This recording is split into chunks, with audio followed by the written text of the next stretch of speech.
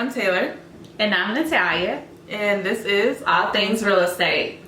Today we'll be sharing 7 reasons why you should own a home. Yes. So a lot of valuable information today. If you're currently thinking about it or you're renting, you want to tune into this video. For sure. So continue to watch, like, and subscribe. So let's get into it. Let's do it. So we have a lot of people who are renting homes or leasing apartments because they're scared to purchase a home. But in order to do something successful, you got to do what you've never done. So do your research, get the information. Okay, coin. Okay, you have to do something you've never done. I like that. You have to take risks. You have to take risks in life. I feel like if anything 2020 taught us, life is short. It we got to go for it. Definitely. So you have to have valuable assets. Like we can't have all of these liabilities, such as our cars and everything like that. You want to have assets in your life. So that leads us right into equity. I mean, equity is something you're immediately going to start to acquire when you own a home. I mean, when you own an asset, especially a home, not so much with other assets, but you are going to start acquiring equity in... Especially if you do any updates or remodeling to your home, you're going to add value. So that equity price is going to go up. So in future, when you do get ready to sell that home, you're going to make a profit. Yes, absolutely. So remember right now that all rent money and anything you're paying towards a rental is money you're never going to see again. Yeah. So what's the average rent price for a 1-bedroom here in Texas? I would say at least $1,200. $1,200? Yep. So we're thinking about what, $1,200 for a 1 year? Yep. You know, $14,000. Wow. What could you get with that $14,000? Just down payment, closing costs, the house that you really want, everything. Like, just think about it. All that money we're spending on rent each month. Yeah. If you save that and become a homeowner, like, you wouldn't even be spending that whole $14,000. Exactly. And then, like you said, if you wanted to sell, you're going to make a profit. And you know what the best thing about that is? Up to $250,000 in a profit from selling your home is not taxable by the federal income tax. So not only are you making money, but you're making money in a way that you can't in any other fashion. If you own a business, if you're W-2, you're paying federal income taxes.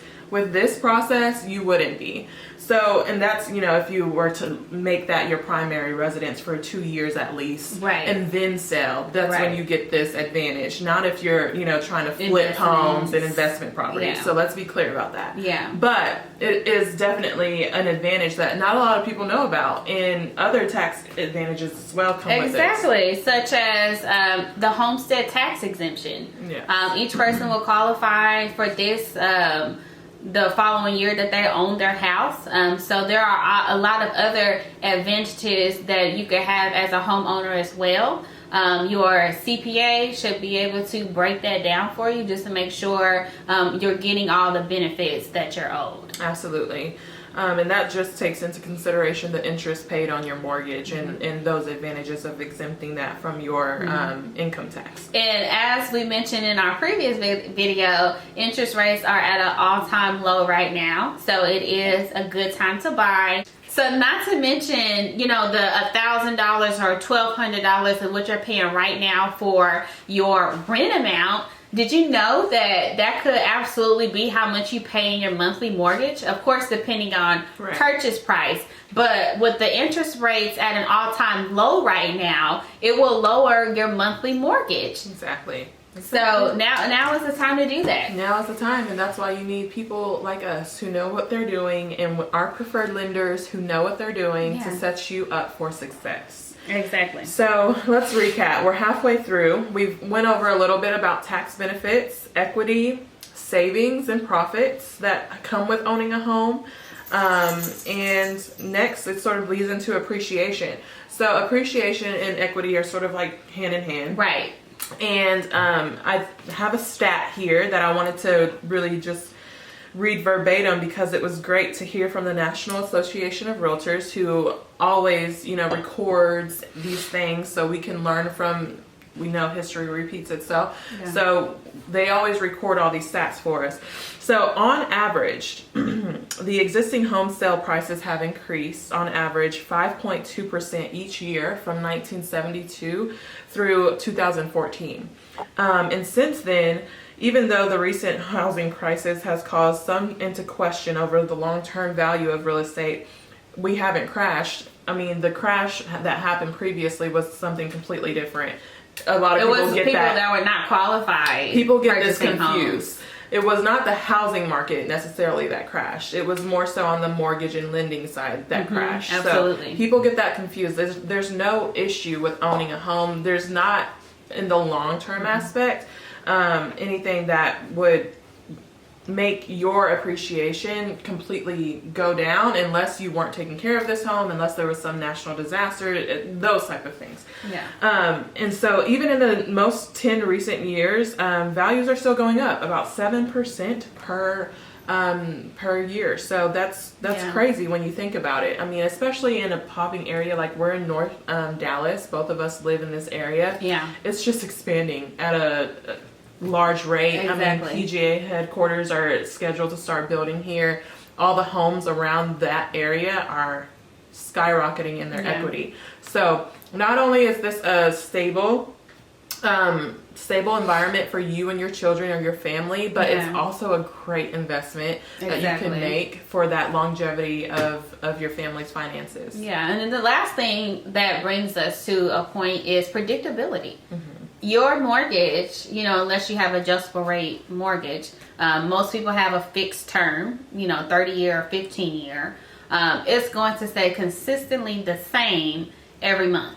Now, granted, taxes and homeowners insurance might vary a little bit each year, but that shouldn't be a drastic difference. Right. So the most part, it'll be the same each month. So you don't have to worry about your apartments. We all know how they like to raise the rent after you've lived there for a year and your lease has ended. They maybe want to increase it $100 or $200. So essentially, you're looking at prices being unstable, unpredictable, and going up monthly or yearly or whatever you sign. With a mortgage, it's the same. Exactly, especially with what we just talked about, with the area that we're in. If the area you're in is growing and these large companies, we just had a influx of California companies making their headquarters here. All of this brings value to this market.